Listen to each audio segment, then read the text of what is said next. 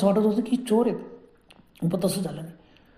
ते एकाने एकदम किसन भाऊच्या कमरेवर लाथ ठेवली आणि जोरात त्यांना दाबला.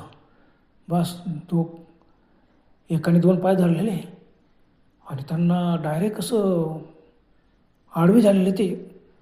पूर्ण त्यांच्या अर्ध शरीर पट्टीवर, दोघं पटरींच्या मध्ये ना अर्ध बाहेर पाय धरलेला आणि एकाने मस्त ते रोडावर उभं राहून त्यांच्या पाठीवरती पाय ठेवून दिला.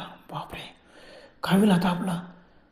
तेवढ्यात त्यांना जाणवलं रोडावरती की व्हिसल ऐकू आली. बापरे, रोडावरून समोरून गाडी येत होती.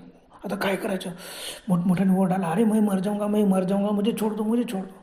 आणि ते मोठमोठ्याने हसत होते. बापरे, काय करायचं. थरथर कापायला लागले, घामेघूम हिवाळ्याचे दिवस. तो त्याने इतका अंगाला घाम सुटला, पण त्याच्या हातात तो टिफिन मात्र जसं तसं होता डबा, पिशवीत डबा होता. त्यांनी तो हातात बसतो कसं गुंडवलं होतं, कसं तरी दळपळ उठण्याचा प्रयत्न करू लागले त्यांनी.